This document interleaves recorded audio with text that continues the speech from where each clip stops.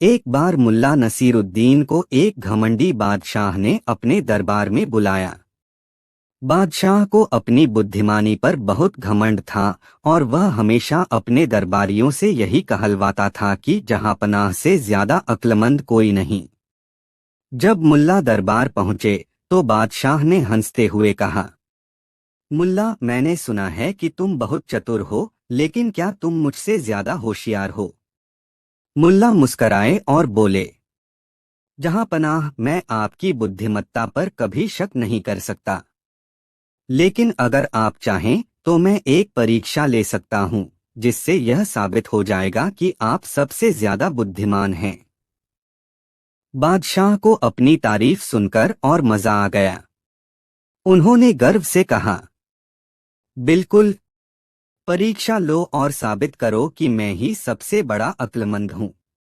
मुल्ला ने दरबार के बीचों बीच एक लकड़ी का खूंटा गाड़ा और कहा, जहांपनाह, अगर आप सच में सबसे बुद्धिमान हैं तो इस खूंटे को इस जगह से हटाकर किसी और कोने में लगा दीजिए। बादशाह ने झट से अपने सैनिकों को आदेश दिया, इस खूंटे को उखाड़कर वहां लगा दो। सैनिकों ने तुरंत खूंटा उखाड़ा और उसे दूसरे कोने में गाड़ दिया। मुल्ला ने सिर हिलाया और बोले, बहुत बढ़िया। अब मेरी परीक्षा का दूसरा भाग है। अब इस खूंटे को फिर से वहीं लगाइए जहां पहले था। बादशाह ने फिर से सैनिकों को आदेश दिया, इसे वापस वहीं लगा दो। सैनिकों ने आदेश मानते हुए खूंटे को वापस पुरानी जगह लगा दिया। अब मुल्ला ठहाका मारकर हंसे और बोले, जहांपनाह, आपने खुद साबित कर दिया कि आप दुनिया के सबसे बड़े बुद्धिमान हैं। बादशाह ने गर्व से छाती चौड़ी की और पूछा, लेकिन कैसे? मुल्ला बोले, जहांपनाह, यह काम तो कोई भी मूर्ख कर सकता था, लेकिन आपने यह काम 2 बार करवा दिया। मतलब आपने मूर्खों से भी ज्यादा मेहनत करवाई। दरबार में ठहाके गूंज उठे और बादशाह का मुंह लटक गया। वह समझ गया कि मुल्ला ने उसकी बुद्धिमानी की असली परीक्षा ले ली थी। सीख, जो सिर्फ दिखावे के लिए काम करता है वह असली बुद्धिमान नहीं होता। कहानी 2। एक दिन गांव में एक अजीब मुकदमा सामने आया। 2 आदमी राजा के दरबार में झगड़ते हुए पहुंचे। मामला इतना पेचीदा था कि राजा भी उलझन में पड़ गया और उसने घोषणा की, इस मामले को सुलझाने के लिए हमें किसी खास आदमी की जरूरत है। अब चूंकि मुल्ला नसीरुद्दीन की बुद्धिमानी के चर्चे दूर दूर तक फैले थे, राजा ने मुल्ला को दरबार में बुलाकर कहा, आज से तुम इस मुकदमे के जज हो। फैसला तुम्हें सुनाना है। मामला क्या था? पहला आदमी बोला, जहांपनाह, मैंने इस आदमी से एक ऊंट खरीदा था। दूसरा आदमी बीच में टपक पड़ा, हाँ, लेकिन पैसे देने के लिए इसने मुझे एक सोने की मुहर दी जो नकली निकली। पहला आदमी भड़ककर बोला, नहीं, मुहर असली थी। यह आदमी झूठ बोल रहा है। राजा और दरबारी सोच में पड़ गए। नकली और असली मुहर का मामला था, लेकिन कोई सबूत नहीं था। मुल्ला नसीरुद्दीन ने अपनी दाढ़ी पर हाथ फेरा, आंखें बंद की और कुछ देर तक सोचे बिना ही बोले, फैसला हो गया। सब चौंक गए।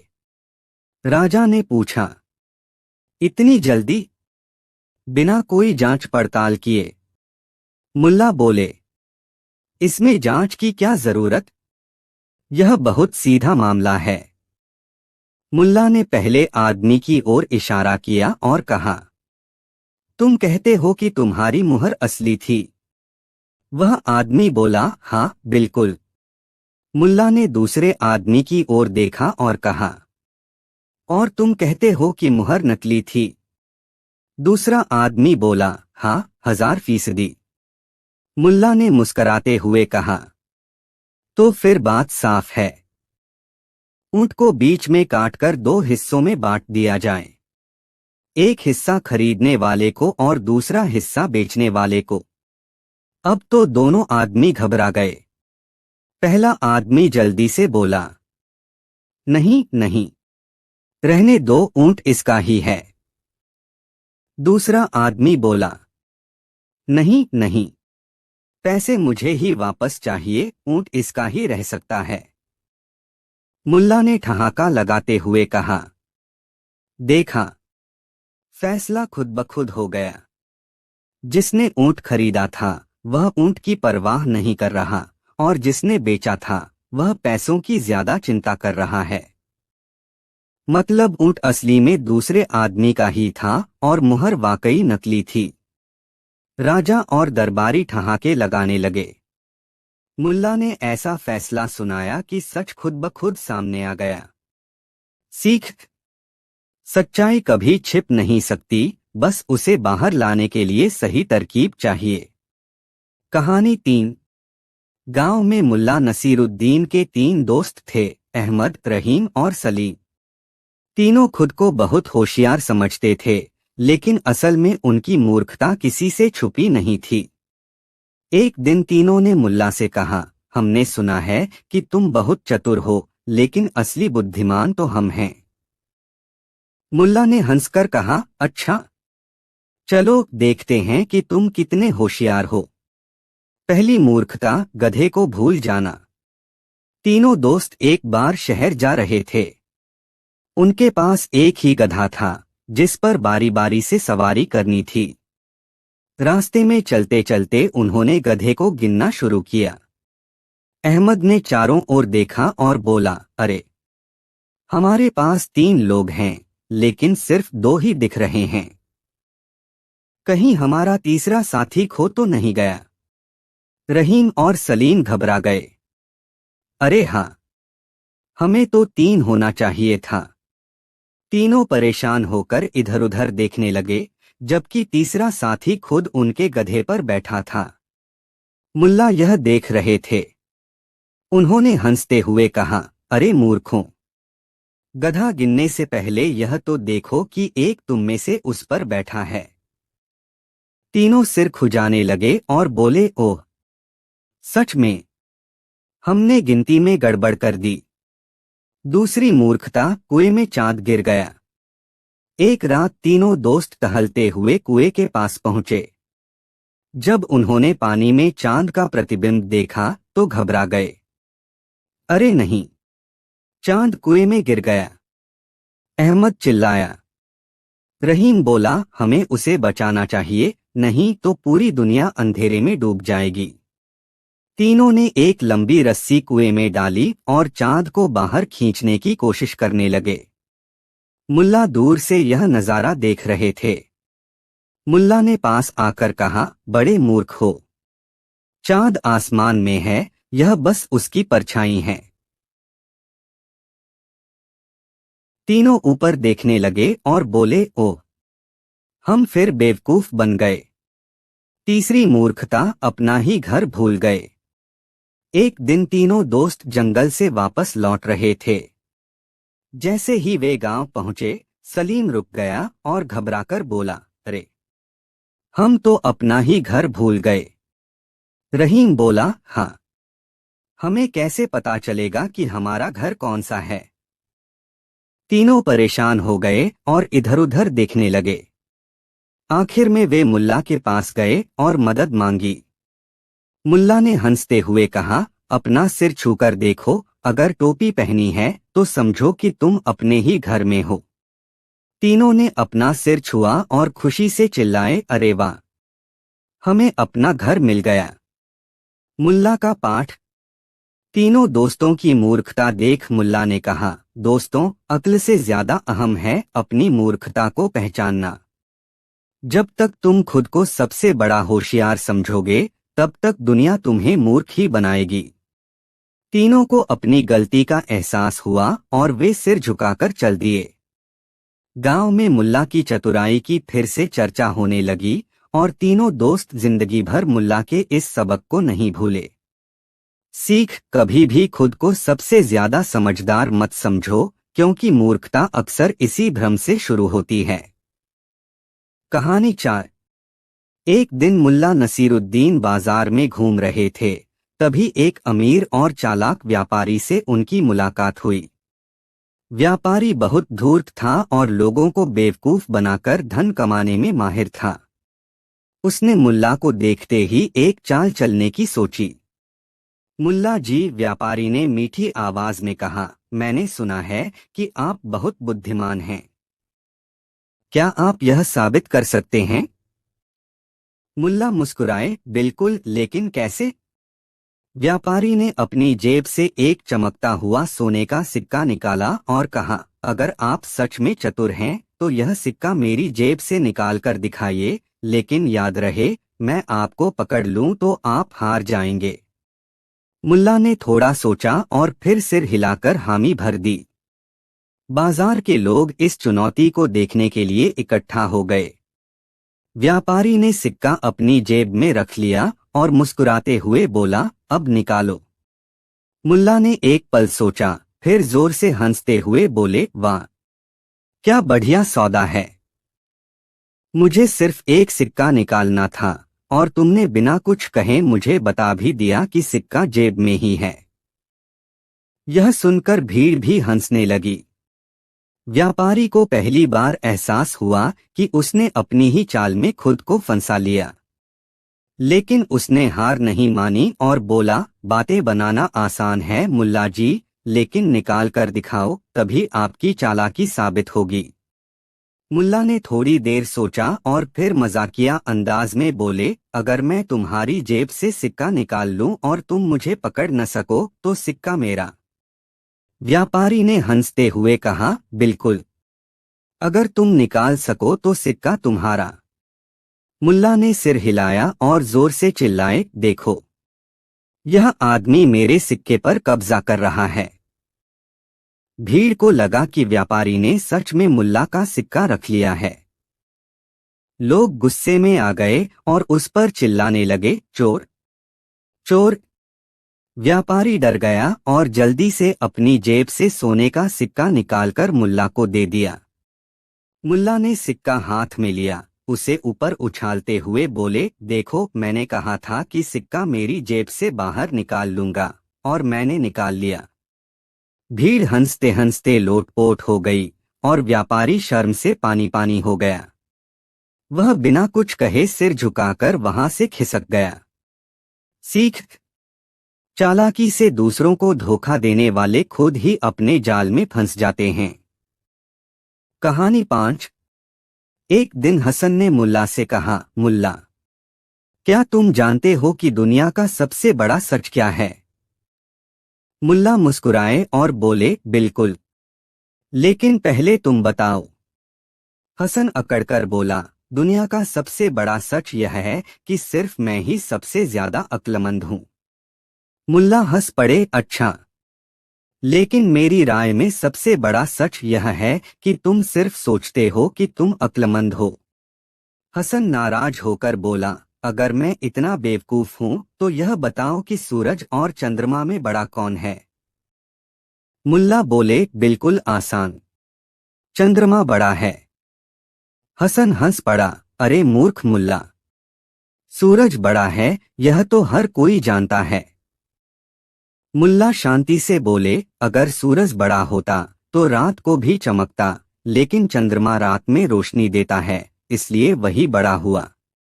हसन चुप रह गया, लेकिन उसने हार नहीं मानी। हसन बोला, अच्छा, ये बताओ कि पहले कौन आया, अंडा या मुर्गी? मुल्ला ने मुस्कुराकर कहा, आदमी। हसन चौंक गया, कैसे? मुल्ला बोले, क्योंकि यह सवाल आदमी ही पूछता है, न कि अंडा या मुर्गी। लोग हंसने लगे और हसन गुस्से में तमतमा गया। आखिर में हसन बोला, ठीक है मुल्ला, आखिरी सवाल, अगर तुम इतने ही समझदार हो तो बताओ कि तुम और मैं किस में ज्यादा अक्लमंद हैं? मुल्ला बोले, इसका जवाब तो बहुत आसान है। हसन बोला, तो फिर बताओ। मुल्ला मुस्कुराकर बोले, जो बहस में जीतता है वह अक्लमंद होता है, और जो हारता है वह और भी ज्यादा अक्लमंद बन जाता है, क्योंकि उसे नया सीखने को मिलता है। अब बताओ तुम कौन बनना चाहते हो? हसन सोच में पड़ गया और चुपचाप चला गया। सीख, कभी कभी ज्यादा अक्लमंद बनने की कोशिश करने से अच्छा है मजाक में भी समझदारी ढूंढ लेना। मुल्ला ने बिना किसी झगड़े के हसन को हराया और साथ ही उसे सिखाया कि अक्ल सिर्फ बहस जीतने में नहीं बल्कि सीखने में भी होती है। कहानी 6। एक दिन मुल्ला नसीरुद्दीन जिस गांव में रहते थे वहां का काजी किसी काम से बाहर गया हुआ था। उसी दौरान गांव में एक बड़ा विवाद खड़ा हो गया। दो आदमी रहीम और गुलाम एक ही घोड़े पर अपना हक जता रहे थे। दोनों का कहना था कि घोड़ा उनका है। गांव वाले परेशान थे क्योंकि बिना काजी के यह मामला कैसे सुलझाया जाए। तभी किसी ने सुझाया क्यों न मुल्ला नसीरुद्दीन से फैसला करवाया जाए, वह बहुत बुद्धिमान हैं। सबने इस बात पर सहमति जताई और मुल्ला को बुलाया गया। मुल्ला ने दोनों की दलीलें सुनी। रहीम बोला, यह घोड़ा मेरे बचपन का साथी है, मैंने इसे अपने हाथों से पाला है। गुलाम ने जवाब दिया, झूठ, यह घोड़ा मेरे पिता का था और मुझे विरासत में मिला है। मुल्ला ने थोड़ा सोचा फिर मुस्कुराते हुए बोले, ठीक है, अगर तुम दोनों सच कह रहे हो तो मैं इसका हल निकाल ही दूंगा।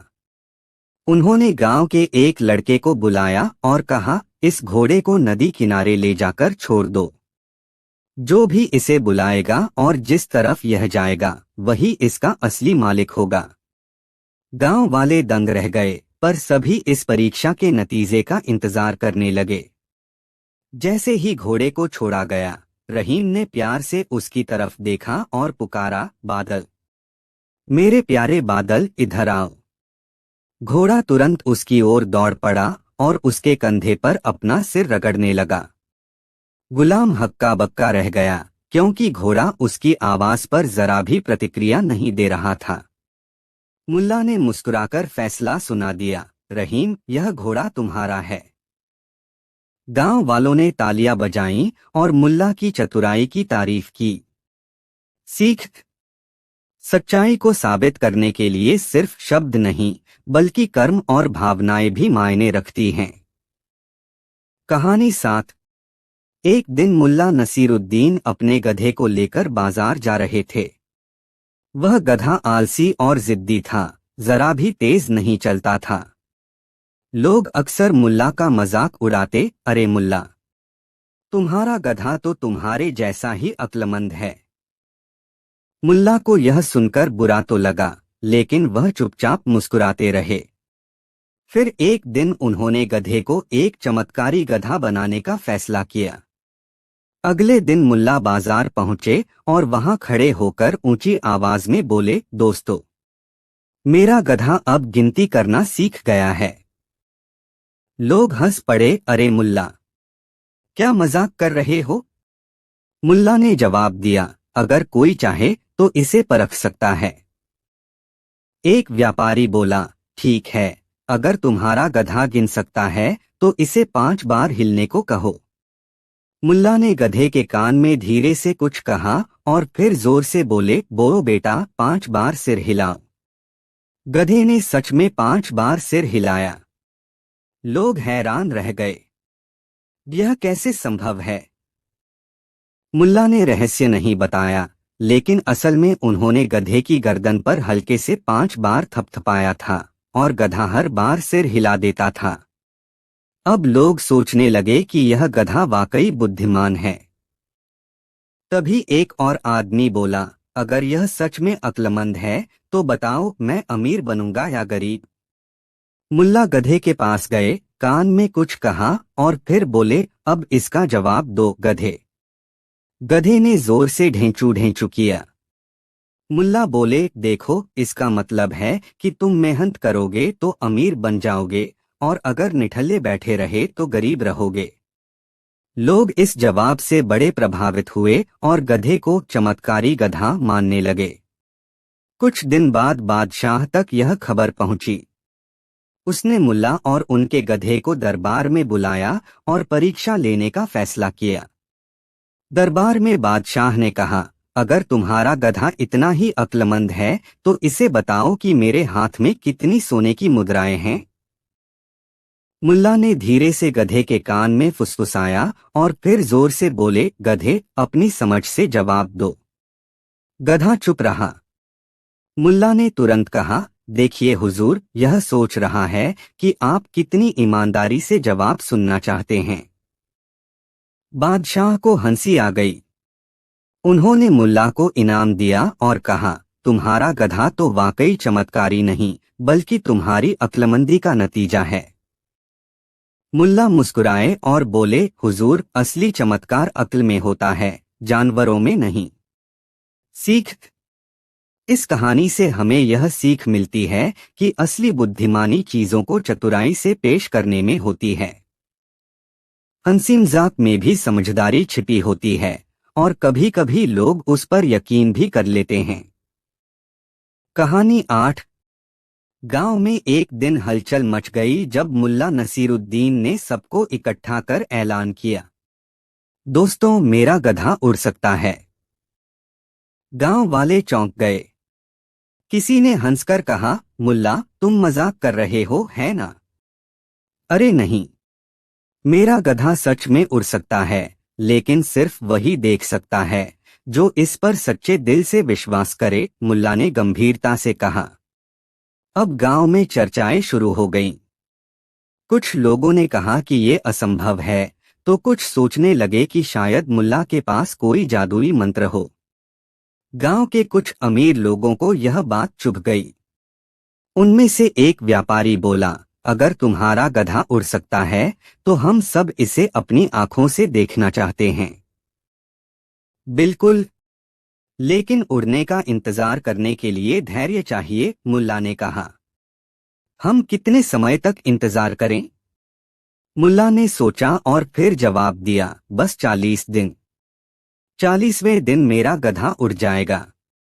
गांव वाले उलझन में पड़ गए।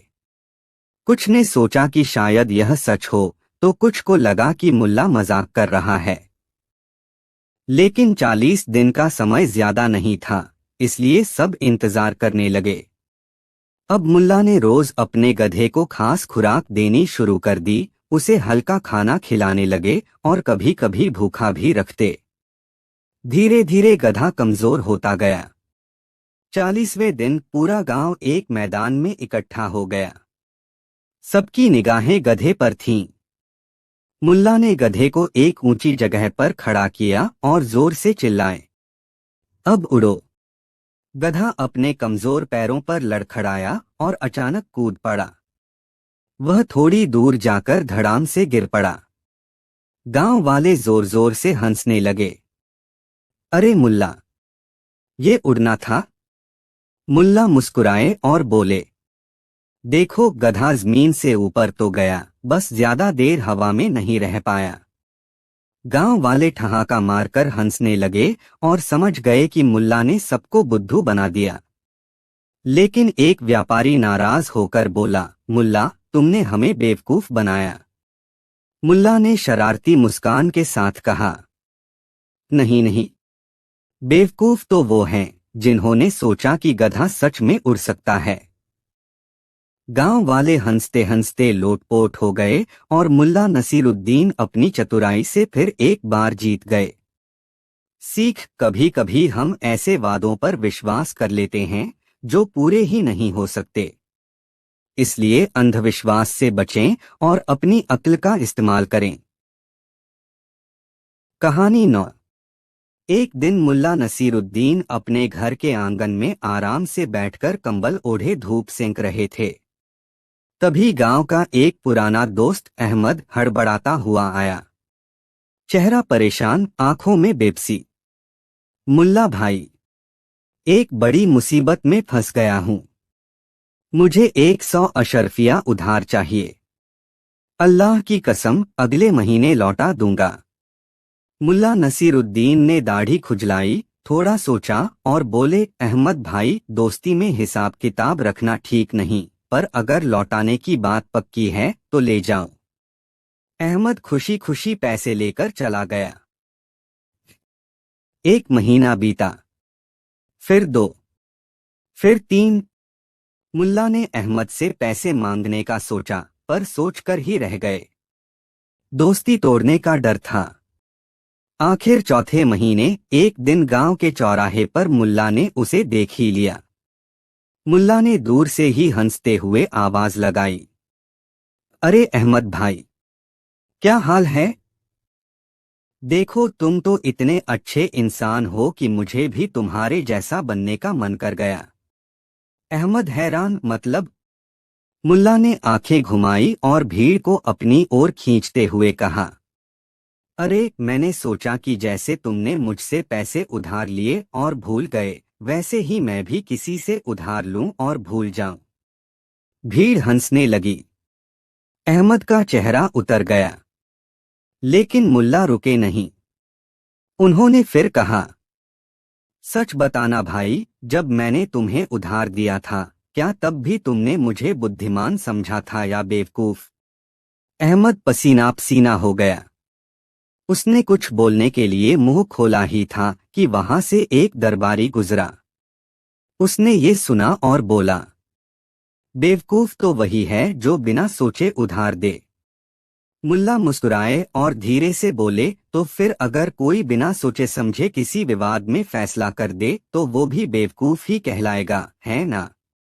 अहमद और भीड़ को कुछ समझ नहीं आया।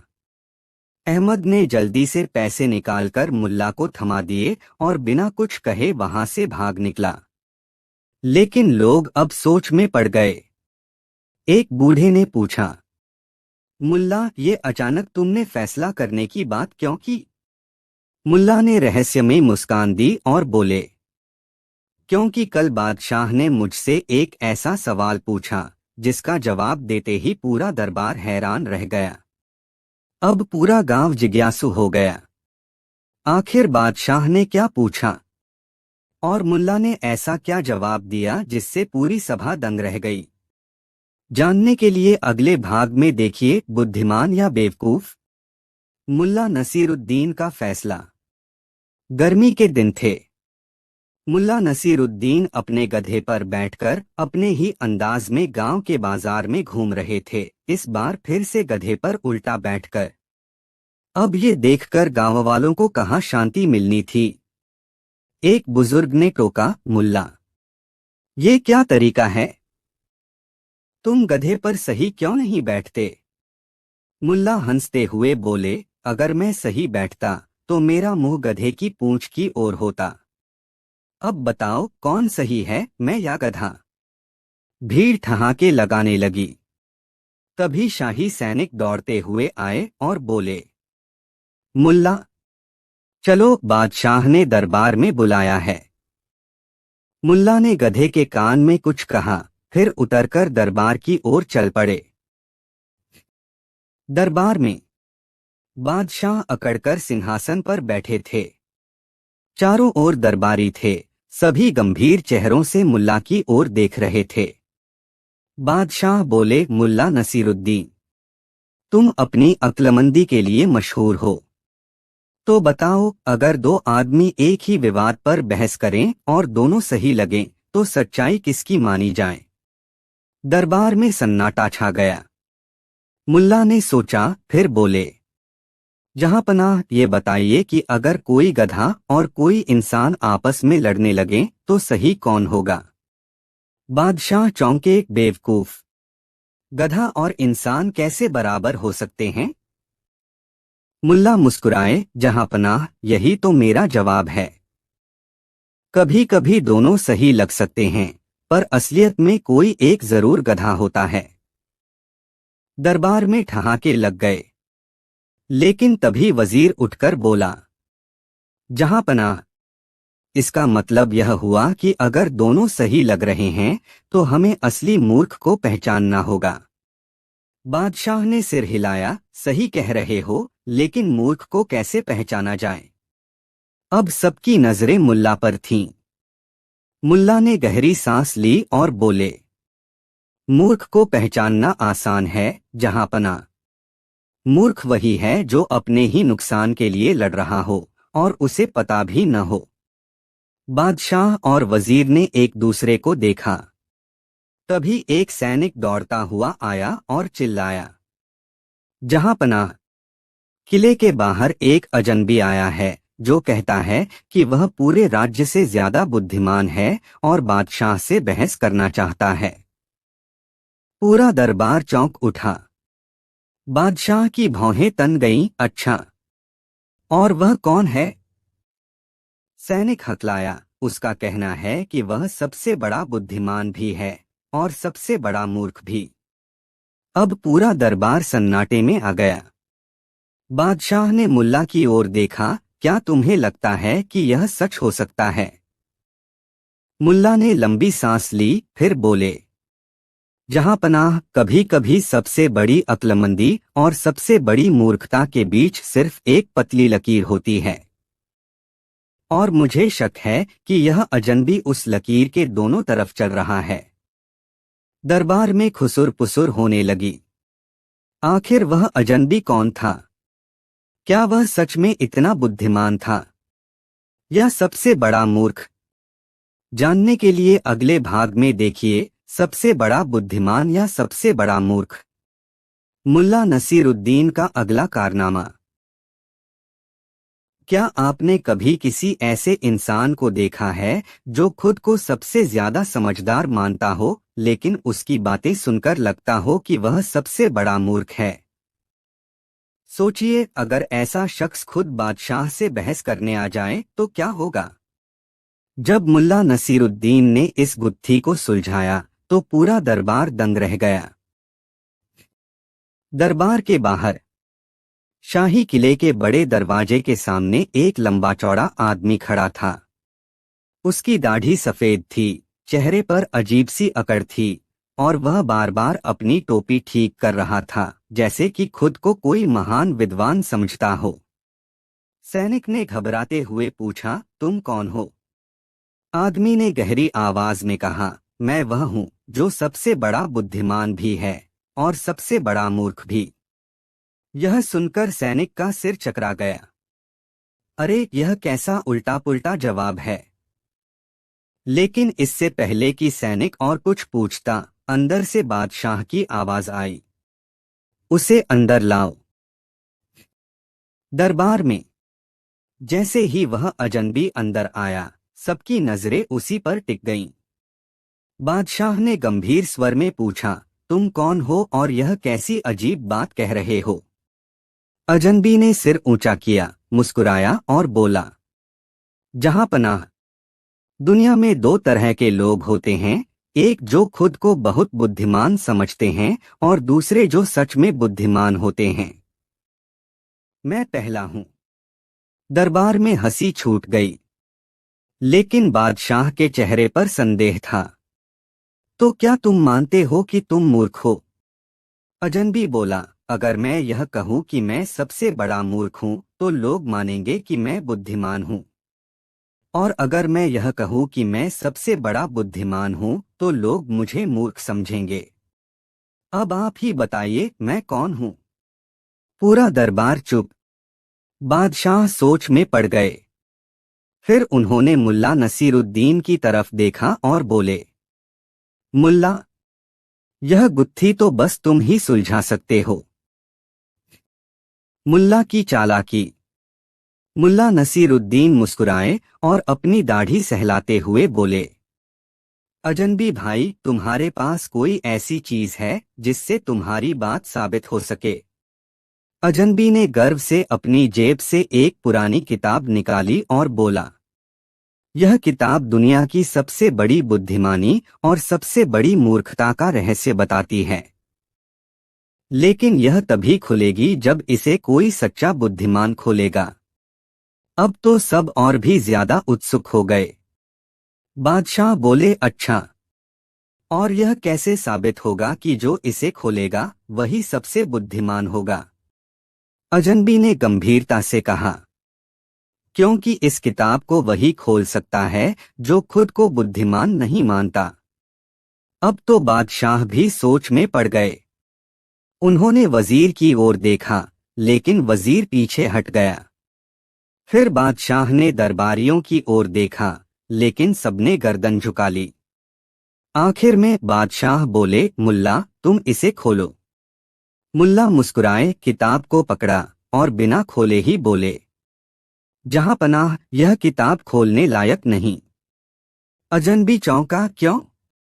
मुल्ला ने अपनी चिरपरिचित हंसी के साथ कहा, क्योंकि जो सच में बुद्धिमान होता है वह यह जानता है कि कुछ राज खोले नहीं बल्कि समझे जाते हैं। पूरा दरबार चौंक गया। बादशाह ने ताली बजाई और बोले, वाह मुल्ला, तुमने फिर से अपनी अक्लमंदी साबित कर दी। लेकिन तभी अजनबी जोर से हंसा और बोला, मुल्ला तुमने तो मेरी परीक्षा पास कर ली, लेकिन क्या तुम अगली चुनौती के लिए तैयार हो? मुल्ला ने भौहें उठाईं, चुनौती? अजनबी ने अपनी जेब से एक सोने का सिक्का निकाला और कहा, अगर तुम सच में सबसे चतुर हो तो इस सिक्के को अपनी जेब में डाले बिना ही अपने पास रखकर दिखाओ। अब पूरा दरबार फिर से उत्सुक हो गया। क्या मुल्ला इस नई चुनौती का हल निकाल पाएंगे या इस बार फंस जाएंगे? जानने के लिए अगले भाग में देखिए मुल्ला नसीरुद्दीन और सोने का सिक्का। क्या आपने कभी किसी को ऐसी चुनौती दी है कि जिसे हल करना नामुमकिन लगे? और अगर किसी ने आपको ऐसी चुनौती दी हो तो क्या आप उसे पूरा कर पाए? जब मुल्ला नसीरुद्दीन को अजीब शर्त दी गई तो उन्होंने ऐसा क्या किया कि पूरा दरबार दंग रह गया? आइए जानते हैं। दरबार का माहौल गहरा गया। अजनबी ने मुस्कुराते हुए सोने का सिक्का हवा में उछाला और कहा, अगर तुम सच में सबसे बुद्धिमान हो तो यह सिक्का अपनी जेब में डाले बिना अपने पास रखकर दिखाओ। पूरा दरबार सन्नाटे में आ गया। अरे ये कैसी पहेली है? जेब में नहीं रख सकते तो फिर कहाँ रखेंगे? बादशाह भी सोच में पड़ गए। उन्होंने वजीर की ओर देखा, लेकिन वजीर ने सिर हिला दिया, जहां पनाह, यह असंभव है। अब सबकी निगाहें मुल्ला नसीरुद्दीन पर टिकी थीं। मुल्ला की चालाकी। मुल्ला मुस्कुराए, सिक्के को अपनी हथेली पर रखा और उसे ध्यान से देखने लगे, जैसे कि कोई गहरा विचार कर रहे हों। फिर उन्होंने धीरे धीरे सिक्का उठाया और अजनबी के हाथ में रख दिया।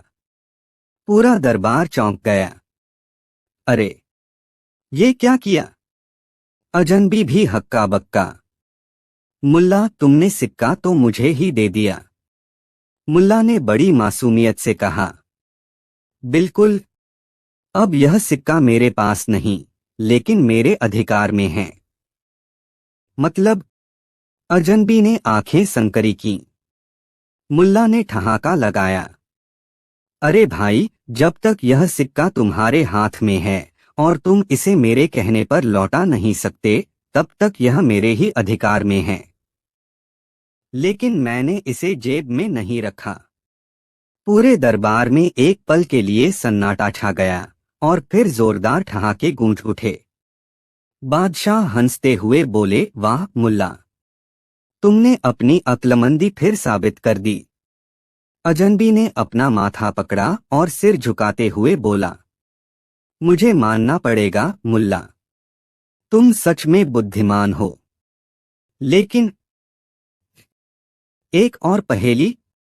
अजनबी ने अब की बार एक और चाल चली।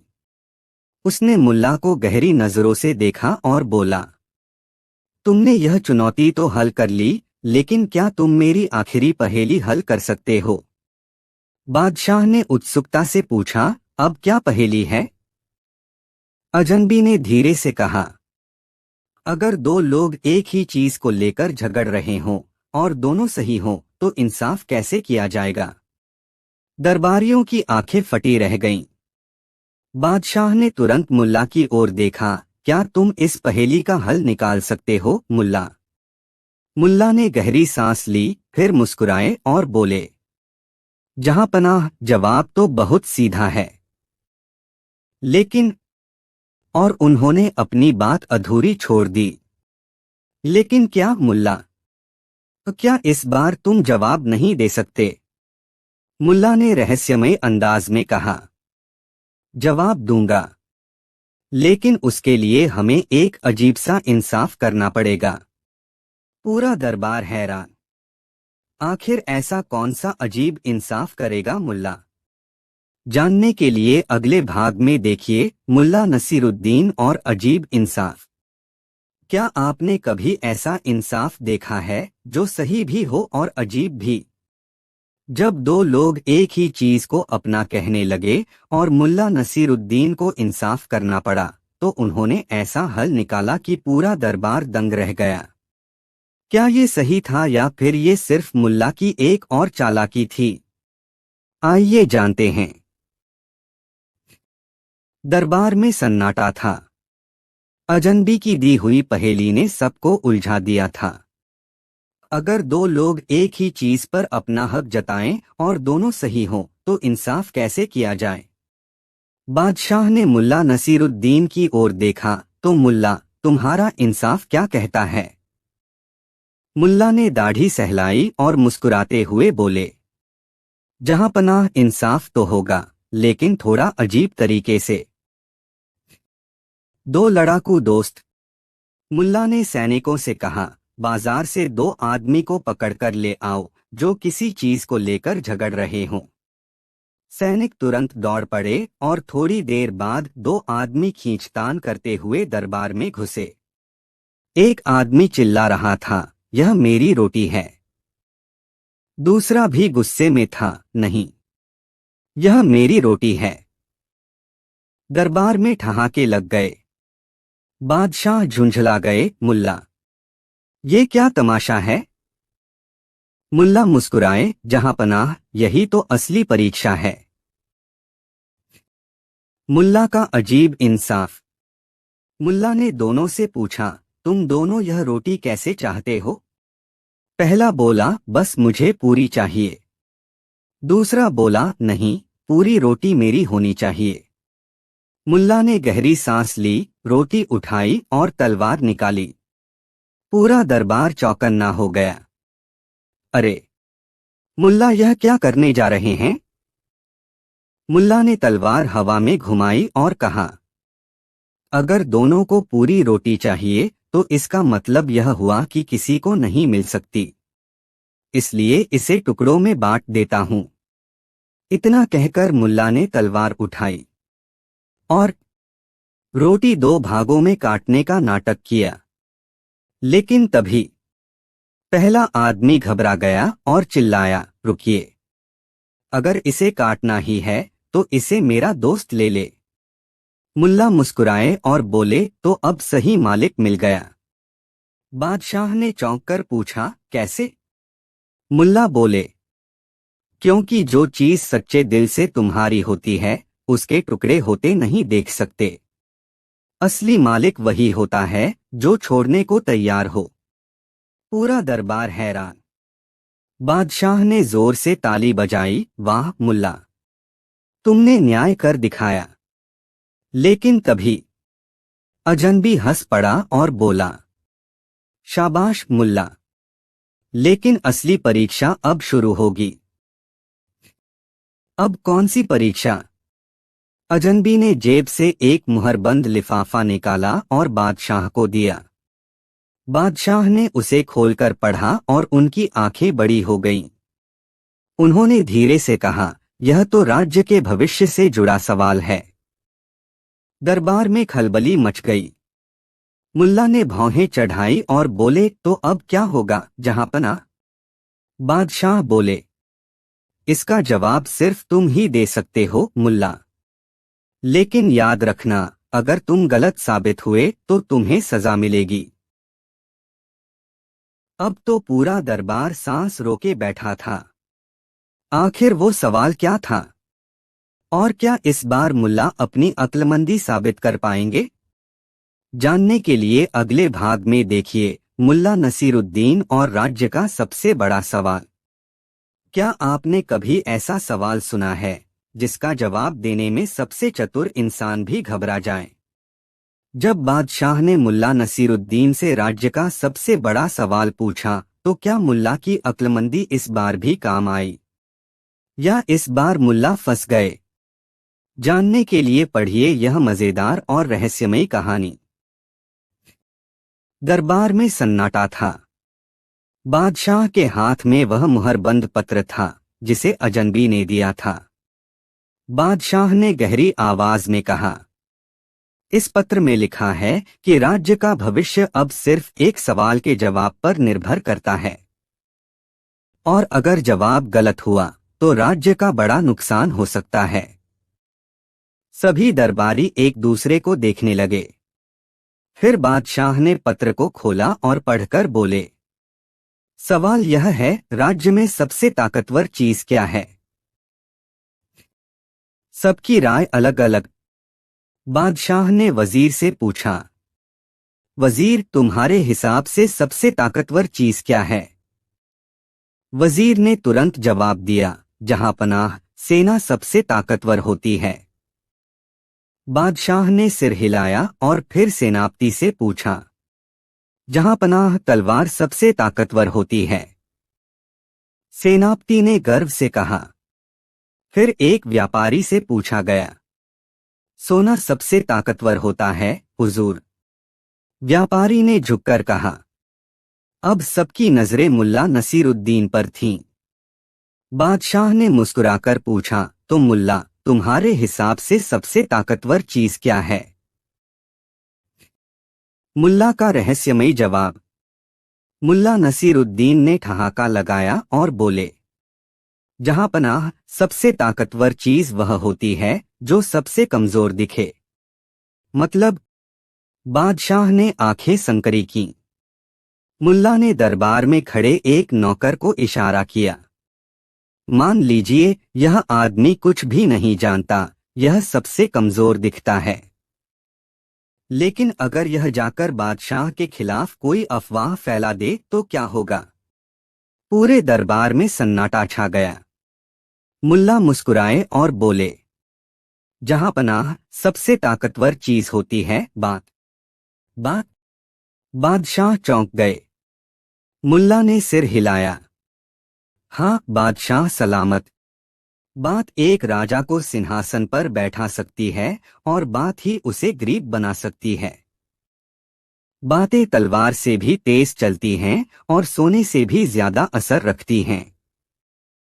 और जो इस ताकत को नहीं समझता वह कभी भी हार सकता है। दरबार में हड़कंप। बादशाह सोच में पड़ गए। उन्होंने दरबार में मौजूद अजनबी की ओर देखा। अजनबी मुस्कुरा रहा था, जैसे उसे यही जवाब चाहिए था। फिर वह खड़ा हुआ और बोला, मुल्ला, तुमने सही जवाब दिया। लेकिन क्या तुम जानते हो कि यह सवाल किसने भेजा था? मुल्ला ने भौहें चढ़ाई। कौन? अजनबी ने धीरे से कहा, राज्य के सबसे पुराने दुश्मन ने। पूरा दरबार हिल गया। बादशाह ने गुस्से से कहा, तो क्या यह कोई चाल थी? अजनबी ने सिर हिलाया। हाँ। अगर मुल्ला जवाब न दे पाते तो अफवाह उड़ जाती कि हमारे राज्य में कोई बुद्धिमान नहीं बचा, और यह अफवाह धीरे धीरे हमारी ताकत को खत्म कर देती। लेकिन अब मुल्ला ने हमें बचा लिया। बादशाह का इनाम। बादशाह हंस पड़े और बोले, मुल्ला, तुमने सिर्फ इस सवाल का ही नहीं बल्कि पूरे राज्य का भी जवाब दे दिया। फिर उन्होंने मुल्ला को सोने की थैली इनाम में दी। मुल्ला ने थैली हाथ में ली, उसे हवा में उछाला और तुरंत वापस बादशाह को सौंप दी। बादशाह चौंक गए, यह क्या? मुल्ला हंसे और बोले, जहां पनाह, आज तो बस बातों से ही काम चल गया, सोने की जरूरत नहीं। पूरा दरबार ठहाकों से गूंज उठा। लेकिन कहानी खत्म नहीं हुई। अचानक एक सैनिक दौड़ता हुआ आया और बोला, जहां पनाह, राजमहल के खजाने में कुछ अजीब हो रहा है। बादशाह चौंक गए, क्या हुआ? सैनिक घबराकर बोला, सोने की गिनती हर दिन कम हो रही है, लेकिन ताले वैसे ही बंद हैं। क्या यह कोई जादू है? अब पूरा दरबार फिर से सन्नाटे में आ गया। क्या यह सच में कोई जादू था या कोई चाल? और क्या मुल्ला इस राज से पर्दा उठा पाएंगे? जानने के लिए अगले भाग में देखिए मुल्ला नसीरुद्दीन और खजाने का रहस्य। क्या आपने कभी ऐसा रहस्य सुना है जिसमें चोरी भी हो और ताले भी न टूटे? जब बादशाह के खजाने से सोना गायब होने लगा, लेकिन दरवाजा हर बार बंद ही मिलता, तो दरबार में हड़कंप मच गया। क्या यह कोई जादू था या कोई ऐसी चाल जिसका पर्दाफाश करना मुश्किल था? मुल्ला नसीरुद्दीन ने इस गुत्थी को कैसे सुलझाया? आइए जानते हैं। राजमहल में अफरातफरी थी। बादशाह के खजाने से हर दिन सोने की गिनती कम हो रही थी। लेकिन अजीब बात यह थी कि ताले बिल्कुल सही सलामत थे। बादशाह ने गुस्से से कहा, अगर कोई चोर होता तो ताले टूटे मिलते, लेकिन ताले भी वैसे के वैसे हैं और सोना भी कम हो रहा है। आखिर यह क्या हो रहा है? दरबारियों ने एक दूसरे की ओर देखा। कोई कुछ समझ नहीं पा रहा था। अब सबकी नजरें मुल्ला नसीरुद्दीन की ओर थीं। बादशाह ने कहा, मुल्ला, इस रहस्य को सुलझा सकते हो? मुल्ला मुस्कुराए, जहां पनाह, रहस्य तो तभी सुलझ सकता है जब हमें सही सवाल पता हो। मुल्ला का पहला सुराग। मुल्ला ने सबसे पहले खजाने का मुआयना किया। उन्होंने ताले देखे, सब ठीक थे। फिर उन्होंने खजाने के पहरेदारों से पूछा, क्या तुम लोगों ने किसी को आते जाते देखा? पहरेदारों ने सिर हिलाया, नहीं मुल्ला, हमने पूरी रात पहरा दिया, कोई अंदर नहीं गया। मुल्ला ने सिर खुजाया, तो अगर कोई आया नहीं, ताले खुले नहीं, तो सोना गया कैसे? वो जमीन पर बैठे और धूल को ध्यान से देखने लगे। फिर अचानक उन्होंने जोर से ताली बजाई। मुझे पता चल गया। खजाने की रहस्यमयी चोरी। मुल्ला ने सबको खजाने के पास बुलाया और बोले, जहां पनाह, यह चोरी बाहर से नहीं हुई, बल्कि अंदर से हुई है। दरबारी हक्के बक्के। मतलब? मुल्ला मुस्कुराए और बोले, इस चोरी का रहस्य जानने के लिए हमें खजाने को रात में देखना होगा। बादशाह को हैरानी हुई, लेकिन वे मान गए। रात हुई। सब दरबार के लोग खजाने के बाहर छिप गए। घंटों तक कुछ नहीं हुआ। फिर अचानक खजाने के अंदर से हलचल होने लगी। सबकी आंखें फटी रह गईं। अंदर तो कोई था ही नहीं। लेकिन तभी खजाने के कोने में रखे एक बड़े घड़े से धीरे धीरे एक आदमी बाहर निकला। चोर! सैनिक तुरंत दौड़े और उसे पकड़ लिया। असली गुनहगार कौन? बादशाह ने गुस्से से पूछा, ये कौन है? और ये अंदर था कैसे? मुल्ला ठहाका लगाकर बोले, जहां पनाह, यही है असली चोर। यह हर रात खजाने के अंदर छिपा रहता था और जब सब चले जाते तब धीरे धीरे सोना निकालकर घड़े में छिपाता रहता। लेकिन यह आया कैसे? बादशाह ने पूछा। मुल्ला ने बताया, यह पहले दिन ही खजाने में घुसा और खुद को एक खाली घड़े में बंद कर लिया। पहरेदारों को लगा कि यह घड़ा हमेशा से वहीं था। हर रात यह बाहर आता, सोना चुराता और फिर घड़े में छिप जाता। पूरे दरबार में हंगामा मच गया। बादशाह ने ठहाका लगाया, मुल्ला, तुमने इस राज से पर्दा उठा दिया। लेकिन तभी मुल्ला के चेहरे पर चिंता की लकीरें थीं। बादशाह ने पूछा, क्या हुआ मुल्ला? अब तो चोर पकड़ा गया।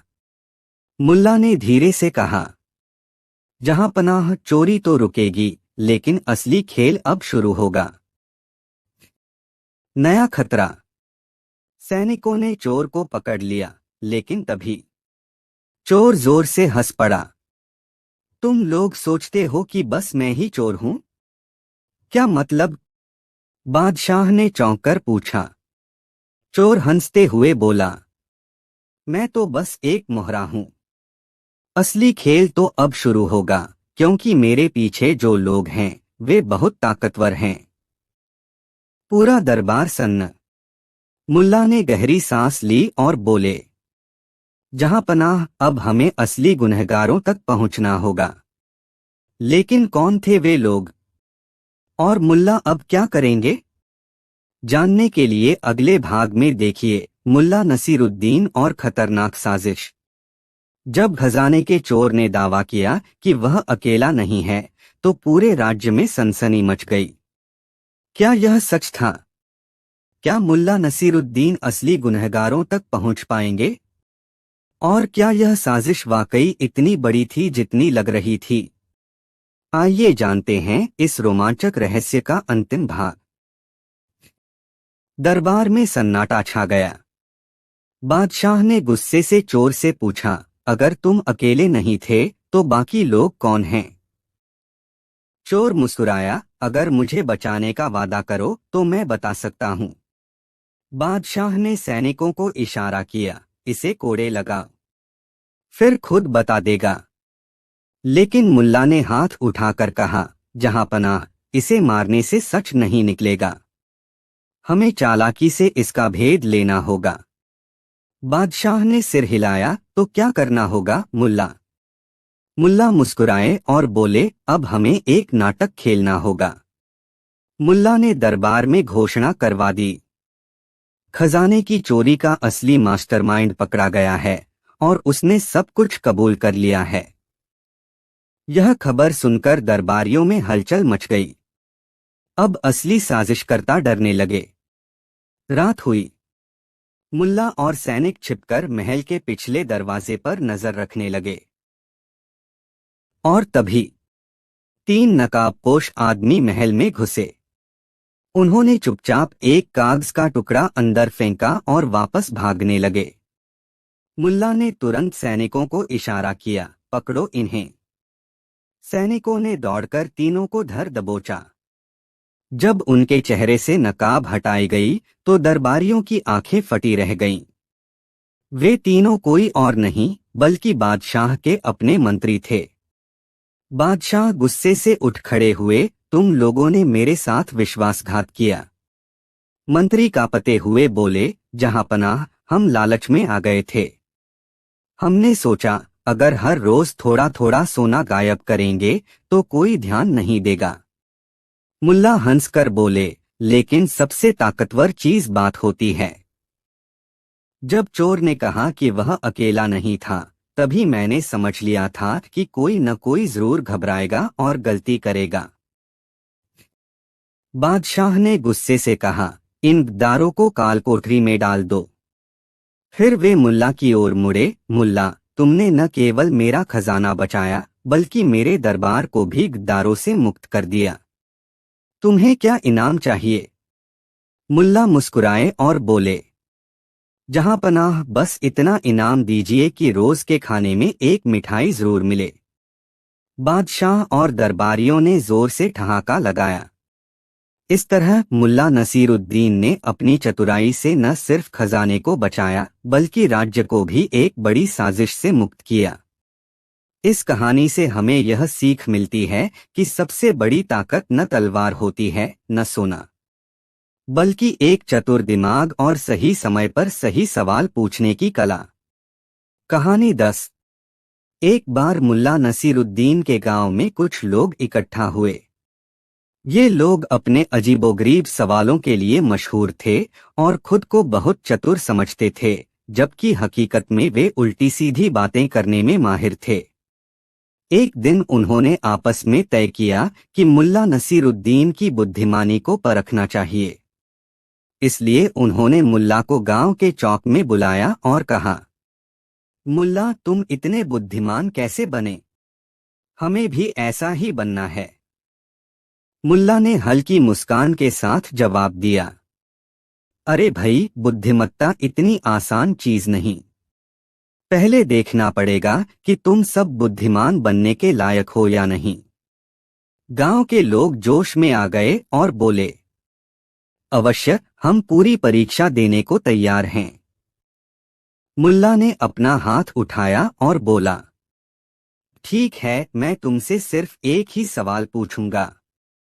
अगर तुमने सही जवाब दे दिया तो इसका मतलब तुम पहले से ही बुद्धिमान हो और तुम्हें कुछ सीखने की जरूरत नहीं।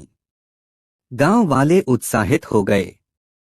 मुल्ला ने आंखें बंद कीं, गहरी सांस ली और फिर पूछा, बताओ, जब सूरज उगता है तो वह पहले बड़ा होता है या छोटा? गांव के लोग आपस में कानाफूसी करने लगे। किसी ने कहा छोटा, दूसरे ने कहा नहीं, बड़ा, तीसरे ने कहा न तो बड़ा न छोटा, वह हमेशा एक जैसा होता है। थोड़ी ही देर में सबके बीच बहस छिड़ गई। कुछ लोग हाथ हिला हिलाकर दलीलें देने लगे, कुछ अपनी मूंछों पर ताव देने लगे और कुछ सोच में पड़ गए। मुल्ला चुपचाप यह सब देख रहे थे। कुछ देर बाद उन्होंने जोर से ताली बजाई और बोले, देखा, तुम सब खुद को बुद्धिमान बनाना चाहते हो, लेकिन एक सीधा सा सवाल भी हल नहीं कर पा रहे। बुद्धिमत्ता का पहला नियम यही है कि अगर तुम्हें किसी सवाल का जवाब नहीं पता तो चुप रहना बेहतर है। लेकिन तुम सब बहस में उलझ गए। अब बताओ, क्या तुम सच में बुद्धिमान बनने के लायक हो? गांव के लोग शर्मिंदा हो गए और सिर झुका लिया। मुल्ला ने मुस्कराते हुए कहा, बुद्धिमान बनने के लिए सिर्फ किताबें पढ़ना जरूरी नहीं, बल्कि यह भी जरूरी है कि कब बोलना है और कब चुप रहना है। गांव वालों ने मुल्ला की बात गांठ बांध ली और वहां से चुपचाप अपने अपने घर चले गए। सीख, कभी कभी चुप रहना ही सबसे बड़ी बुद्धिमानी होती है। कहानी 11। एक बार की बात है, मुल्ला नसरुद्दीन अपने गधे पर सवार होकर एक दूर के गांव जा रहे थे। उनके पास एक पोटली थी जिसमें कुछ जरूरी सामान और थोड़े पैसे थे। मुल्ला हमेशा अपनी हाजिर जवाबी और बुद्धिमत्ता के लिए प्रसिद्ध थे और उनकी कहानियां दूर दूर तक लोगों को प्रेरणा देती थीं। इस यात्रा में भी उनके साथ कुछ ऐसा घटित हुआ जो एक रोचक कहानी बन गया। रास्ते में 3 चोर झाड़ियों के पीछे छिपे हुए थे। वे किसी भोले राहगीर की तलाश में थे जिसे लूटकर वे अपना दिन संवार सकें। जब उन्होंने मुल्ला नसरुद्दीन को देखा तो उनके मन में विचार आया, यह व्यक्ति तो सीधा सादा लगता है, इसके पास शायद अच्छा माल मिलेगा। तीनों चोरों ने आपस में योजना बनाई। पहले चोर ने कहा, हम इसे घेर लेंगे और धमकी देकर इसकी पोटली छीन लेंगे। दूसरा चोर बोला, हाँ, और अगर यह विरोध करेगा तो हम इसे डरा देंगे। तीसरे चोर ने हंसते हुए कहा, यह तो बूढ़ा लगता है, शायद डर के मारे खुद ही सब कुछ दे देगा। मुल्ला नसरुद्दीन ने दूर से उन्हें देखा और उनकी योजना भांप ली, लेकिन वे शांत रहे और अपने गधे को धीमे धीमे आगे बढ़ाते रहे। जब मुल्ला चोरों के पास पहुंचे तो उन्होंने गधे को रोक लिया। पहला चोर मुल्ला के पास आया और गरजकर बोला, ए बूढ़े, पोटली नीचे रख दो वरना अंजाम बुरा होगा। मुल्ला नसरुद्दीन ने बिना घबराए कहा, भाइयों, मैं एक शरीफ आदमी हूं। अगर तुम मेरी पोटली लेना चाहते हो तो ले सकते हो, लेकिन पहले एक शर्त माननी होगी। तीनों चोर हैरान हो गए। दूसरा चोर बोला, कैसी शर्त? कहीं कोई चालाकी तो नहीं करोगे? मुल्ला ने मुस्कराते हुए कहा, चालाकी नहीं, बस एक सरल खेल है। जो भी तुम तीनों में सबसे ज्यादा मूर्ख होगा वही मेरी पोटली ले जा सकता है। मुल्ला की बात सुनकर तीनों चोर हंस पड़े। तीसरा चोर बोला, यह तो मजेदार है, हमें स्वीकार है। मुल्ला ने कहा, ठीक है, तो पहले तुम लोग अपनी मूर्खता की कहानी सुनाओ। मैं तय करूंगा कि कौन सबसे बड़ा मूर्ख है। पहला चोर बोला, एक बार मैंने सोचा कि अगर मैं अपनी परछाई को पकड़ लूं तो मैं अमीर हो जाऊंगा। मैंने पूरा दिन अपनी परछाई के पीछे दौड़ते हुए बर्बाद कर दिया। दूसरा चोर हंसते हुए बोला, यह तो कुछ भी नहीं। मैं एक बार रात में चांद को कुएं में गिरा हुआ समझ बैठा और उसे निकालने के लिए रस्सी डाल दी। सुबह तक मेहनत करता रहा। अब तीसरे चोर की बारी थी। उसने शर्माते हुए कहा, मैंने एक बार खुद को आईना में देखकर सोचा कि कोई दूसरा आदमी मेरे घर में घुस आया है। मैं घंटों उससे लड़ता रहा।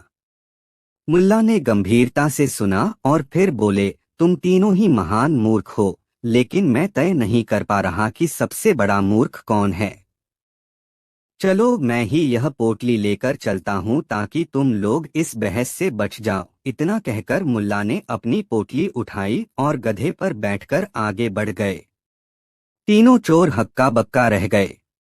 जब तक वे समझ पाते, मुल्ला नसरुद्दीन दूर निकल चुके थे। एक चोर ने निराश होकर कहा, यह बूढ़ा हमें मूर्ख बना गया। दूसरा चोर बोला, हाँ, लेकिन अब हम जान गए कि असली बुद्धिमान कौन है। इस तरह मुल्ला नसरुद्दीन अपनी चतुराई से न केवल अपनी पोटली बचा ले गए बल्कि तीन मूर्ख चोरों को एक ऐसा सबक भी दे गए जिसे वे कभी नहीं भूल पाए। इस कहानी से हमें यह सीखने को मिलता है कि संकट के समय भी धैर्य और बुद्धिमत्ता से काम लेना ही सबसे बड़ी ताकत है। कहानी 12।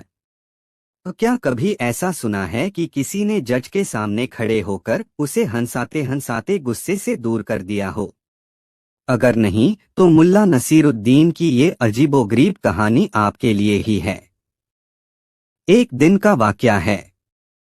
मुल्ला नसीरुद्दीन अपने गधे पर सवार होकर शहर के बड़े बाजार से गुजर रहे थे। तभी रास्ते में एक आदमी उनसे टकरा गया और दोनों के बीच कहासुनी हो गई। वो आदमी गुस्से में आग बबूला हो गया और चिल्लाने लगा, तुम्हें रास्ता दिखता नहीं क्या? तुम जैसे गंवारों के लिए जेल होनी चाहिए। मुल्ला ने ठंडे दिमाग से कहा, भाई, गलती मेरी नहीं थी। रास्ता तो भगवान ने बनाया है, हमने तो बस उसका इस्तेमाल किया। लेकिन वो आदमी नहीं माना।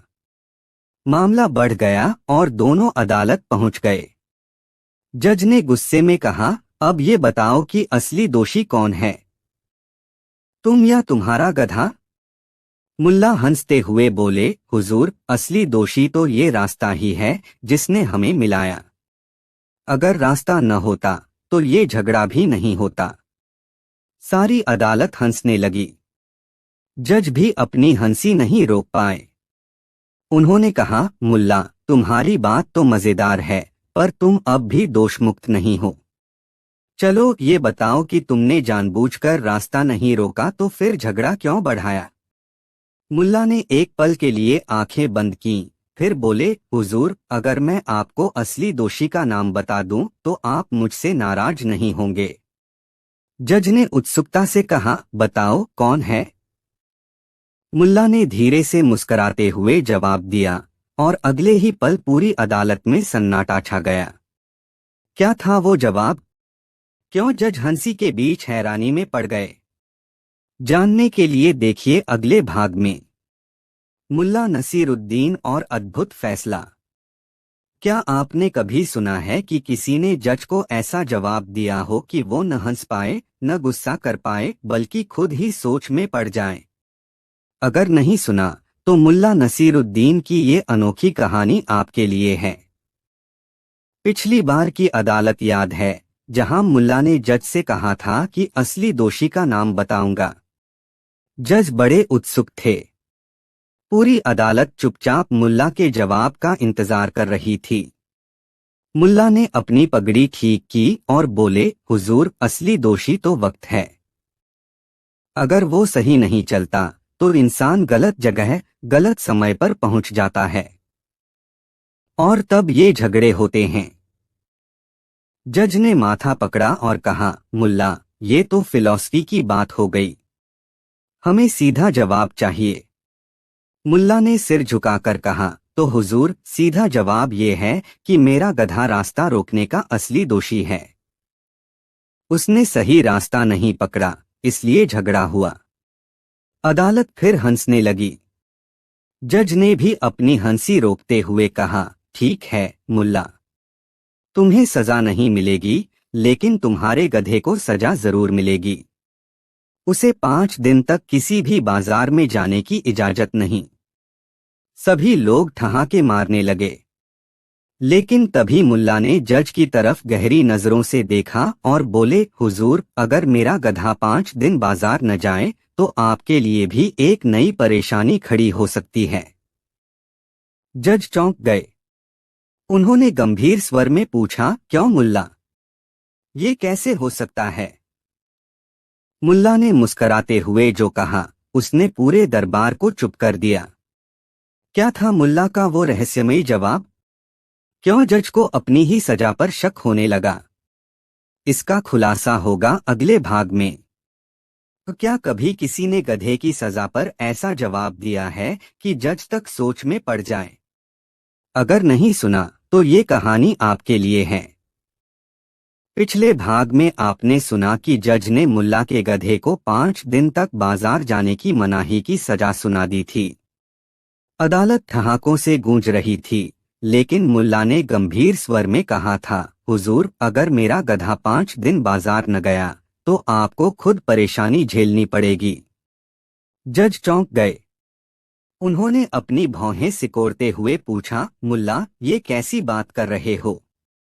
तुम्हारे गधे के बाजार जाने से हमारा क्या लेना देना? मुल्ला ने अपनी दाढ़ी पर हाथ फेरते हुए कहा, हुजूर, बाजार में मेरे गधे के बिना सब्जी वालों की गाड़ियां नहीं चलेंगी। वो मेरे गधे पर लाद कर ही माल लाते हैं।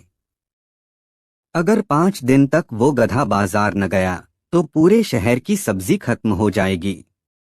और अगर सब्जी खत्म हो गई तो लोगों का गुस्सा सबसे पहले किस पर निकलेगा? जज ने हंसते हुए कहा, तुम्हारा मतलब है लोग मुझ पर नाराज हो जाएंगे? मुल्ला ने मुस्कराते हुए सिर हिलाया, बिल्कुल हुजूर। क्योंकि जब पेट खाली होता है तो इंसान सबसे पहले अपने शासक को दोष देता है। पूरी अदालत में सन्नाटा छा गया। जज सोच में पड़ गए। फिर मुस्कराते हुए बोले, मुल्ला, तुम्हारे गधे को रिहा किया जाता है, लेकिन अगली बार किसी झगड़े में मत पड़ना।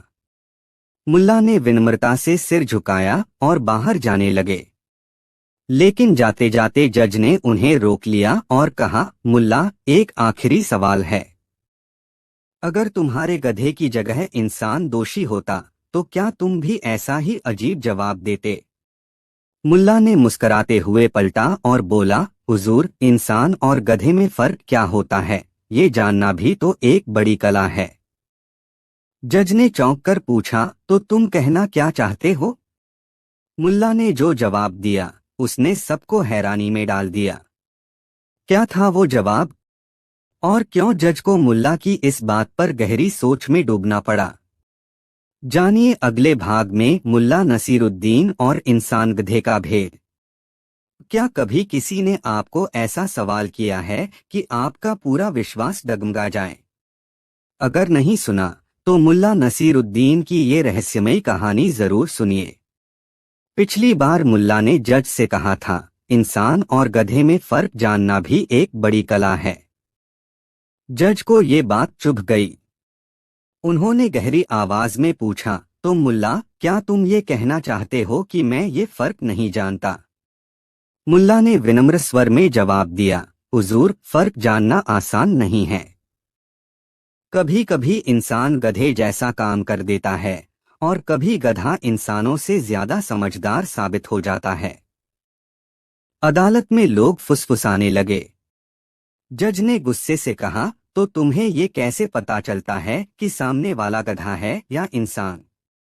मुल्ला ने मुस्कराते हुए कहा, बहुत आसान है हुजूर। गधे को तर्क से कोई फर्क नहीं पड़ता, लेकिन इंसान कभी कभी तर्क सुनकर भी अपनी गलती नहीं मानता। वो जिद पर अड़ा रहता है। जज को मुल्ला की बातों में दिलचस्पी आने लगी।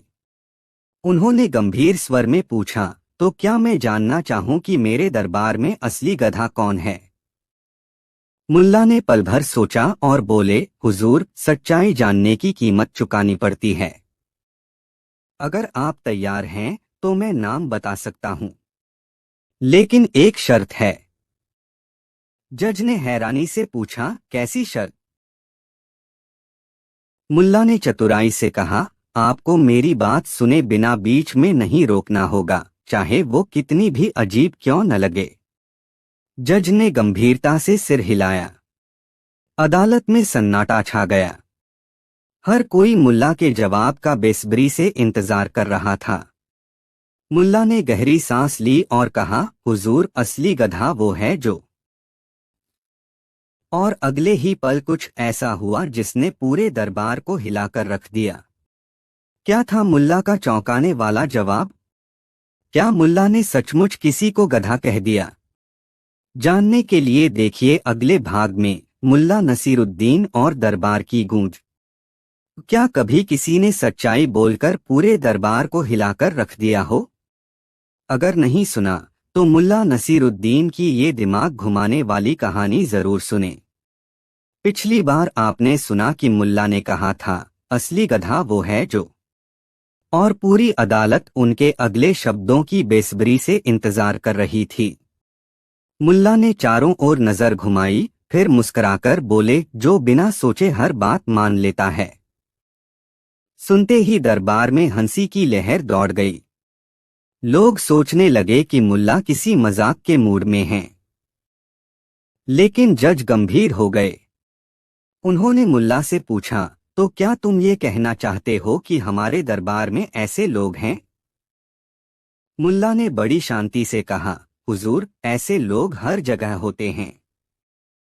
कभी कभी वो मंत्री होते हैं, कभी सलाहकार।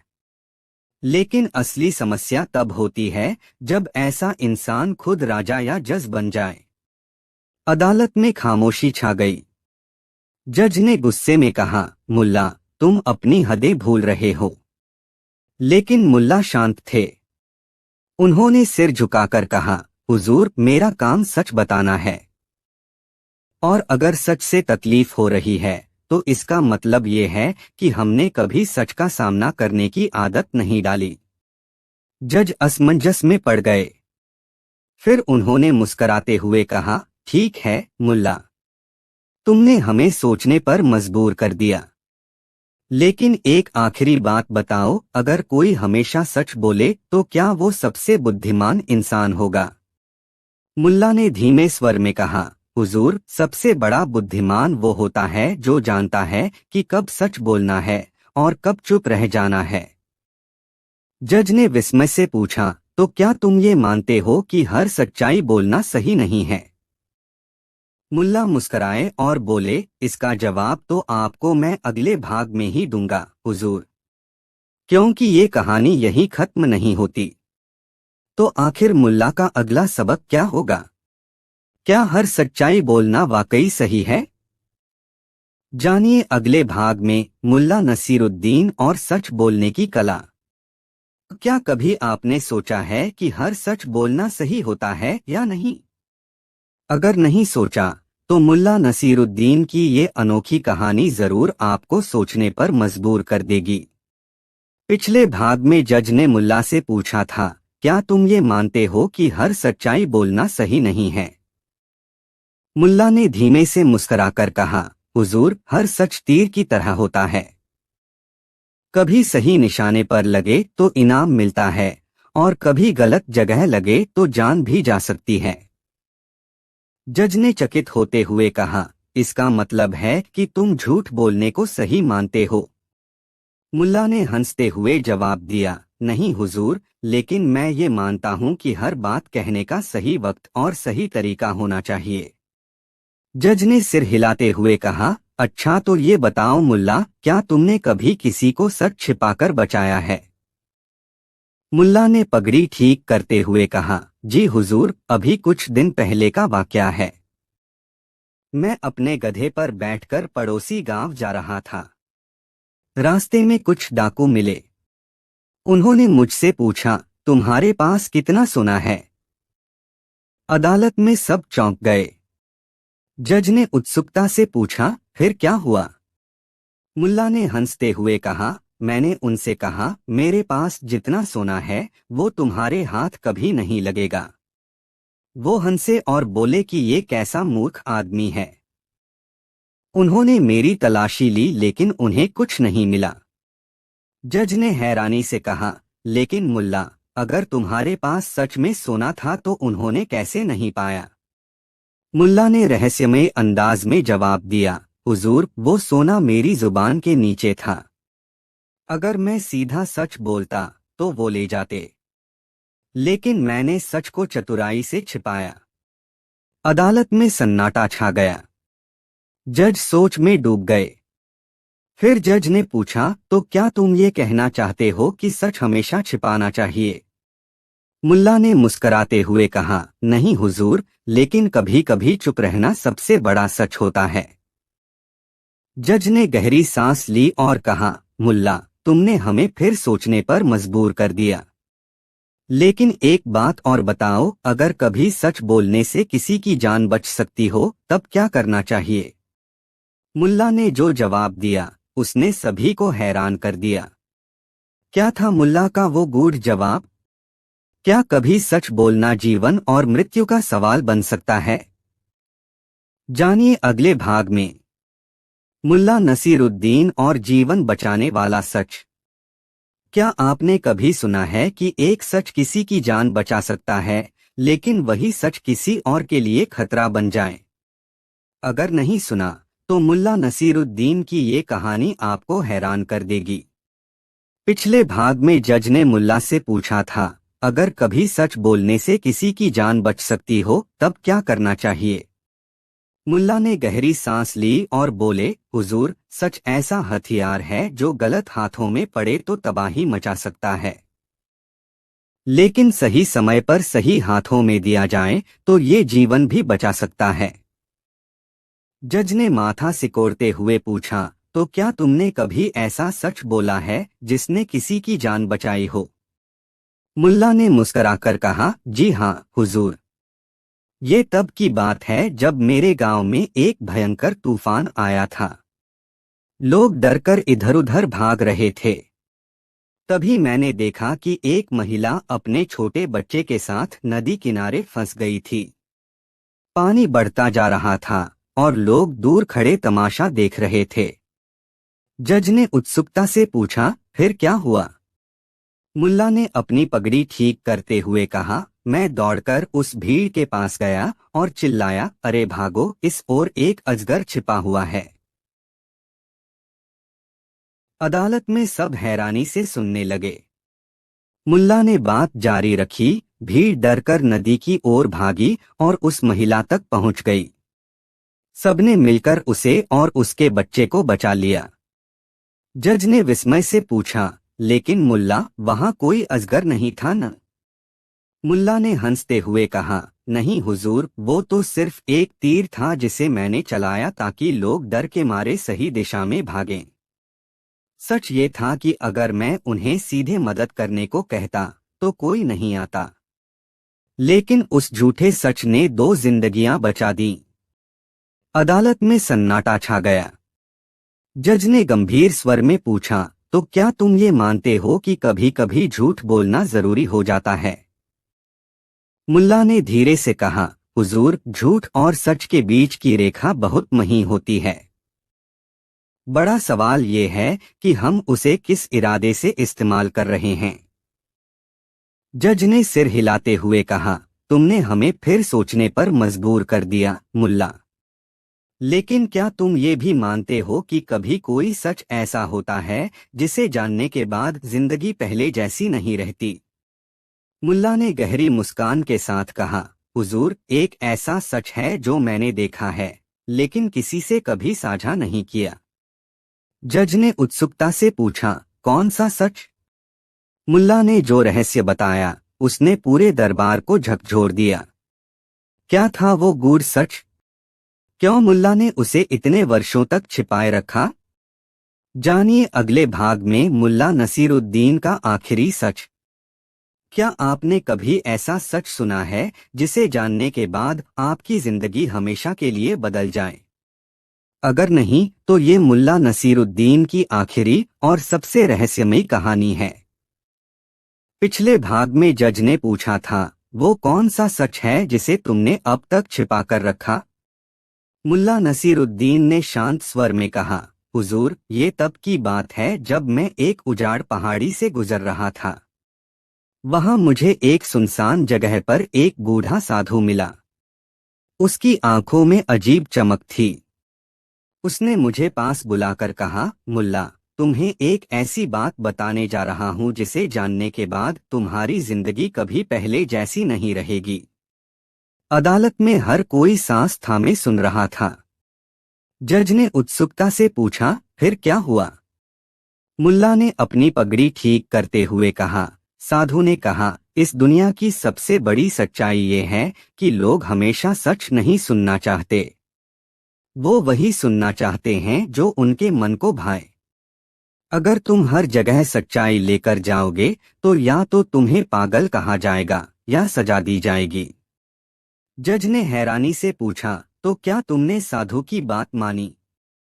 मुल्ला ने हंसते हुए कहा, हुजूर, मैं उसी दिन से ये सीख गया कि सच बोलने से ज्यादा जरूरी है सही समय पर सही बात बोलना। कभी कभी चुप्पी भी सबसे बड़ा सच होती है। जज ने गंभीरता से सिर हिलाया और कहा, मुल्ला, तुम्हारी बातों ने हमेशा हमें सोचने पर मजबूर किया है। तुमने आज भी हमें एक अनमोल सबक सिखाया है। मुल्ला ने नम्रता से सिर झुकाया और बोले, हुजूर, अगर मेरी कहानियों से किसी की समझ बढ़ जाए तो वही सबसे बड़ा इनाम है। अदालत में तालियां गूंज उठीं। मुल्ला अपनी अनोखी मुस्कान के साथ दरबार से बाहर चले गए। तो दोस्तों, ये थी मुल्ला नसीरुद्दीन की आखिरी और सबसे गूढ़ कहानी। क्या आपने कभी किसी ऐसी स्थिति का सामना किया है जहां चुप रहना सबसे बड़ा सच बन गया हो? सोचिए और इसे अपनी जिंदगी में अपनाइए।